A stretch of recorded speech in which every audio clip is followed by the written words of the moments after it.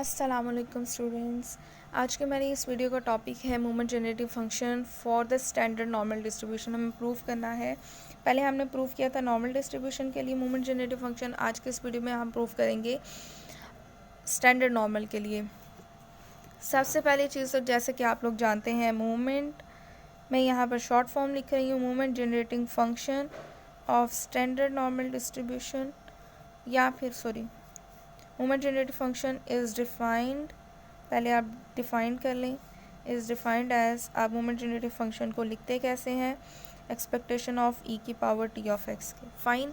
और जैसा कि आप लोगों को पता है कि मोमेंट जनरेटिंग स्टैंडर्ड नॉर्मल पूरा लिखना पड़ेगा। स्टैंडर्ड नॉर्मल डिस्ट्रीब्यूशन का डेंसिटी फंक्शन किसके इक्वल है, विच इज़ 1/√2π एंड देन ई की पावर -z²/2।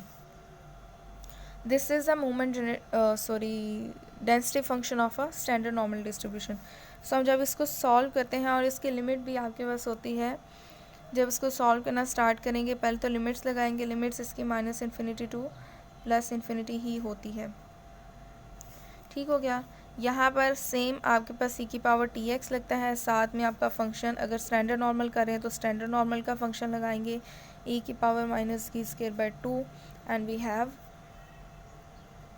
एक चीज़, जब अगर यहाँ पर z का फंक्शन, z का वेरिएबल यूज़ हो रहा है तो आप इसको भी z में कन्वर्ट कर सकते हैं।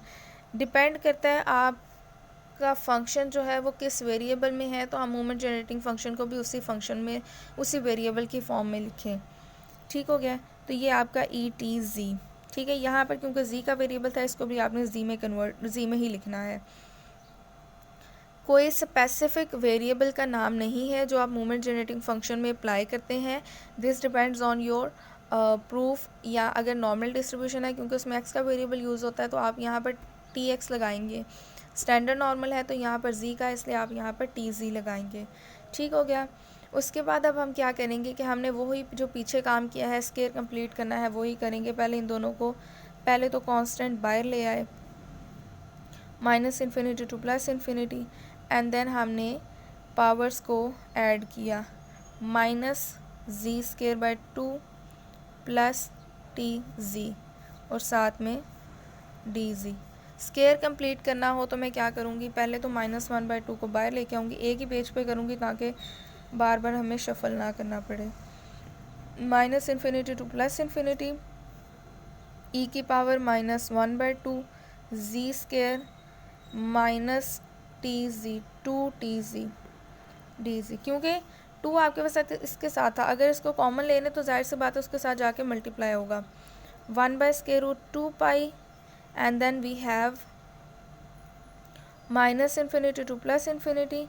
इसका स्केयर पूरा करने के लिए आपको अंदर करना, एक तो z² आपके पास ऑलरेडी है, -2t आपके पास है, z तो है लेकिन t का नहीं है, +t² करेंगे, -t² करेंगे, and that is it, and then we have a dz।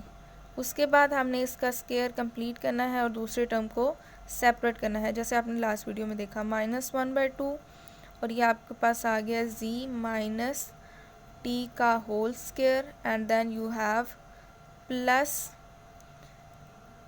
चलें इसे स्टेप में कर लें, मिलके सेपरेट ही रखते हैं, e की पावर t² माइनस, और ये माइनस प्लस हो गए, डिवाइडेड बाय 2 dz। क्योंकि ये कांस्टेंट है इसलिए इसको बाहर ले आए, e की power t²/2 divided by sigma 2π, and then अंदर वी हैव, मेरी इंग्लिश में मत जाइएगा, थोड़ी टेढ़ी मेढ़ी हो गई है, इट्स ओके। ठीक है। अब हमने इसको v के इक्वल ले आए या किसी और के इक्वल ले आए ताकि आप यहाँ पर गैमा फंक्शन कंप्लीट कर सकें। Put z - t is equal to v, so z is equal to v + t, and this further implies to d is equal to dv, और लिमिट्स आपकी अगेन वही रहेंगी, चेंज करके देख लीजिएगा। Divided by √2π and then we have -∞ to +∞, and we have e की power -v² divided by 2 dz। अब again आपने यहाँ पर पुट करना है, put v² is equal to w, v is equal to W की power 1/2, D V is equal to 1/2 W की power 1/2 -1 and D W.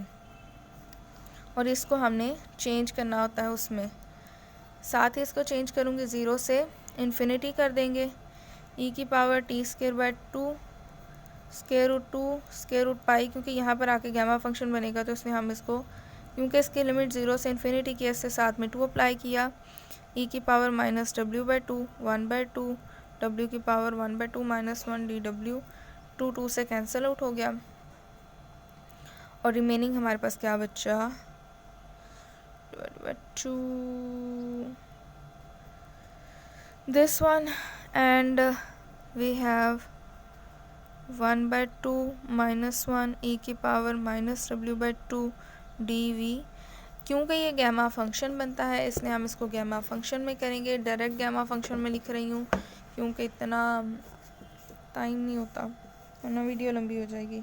e की power t²/2 square root pi gamma function of 1/2 and then we have 2 की power 1/2 gamma function of 1/2, जैसा कि आप लोगों को 12 बार पता है कि इसके रूट पाई के इक्वल होता है, इसलिए की power t²/2 square root pi square root 2 all this cancel out.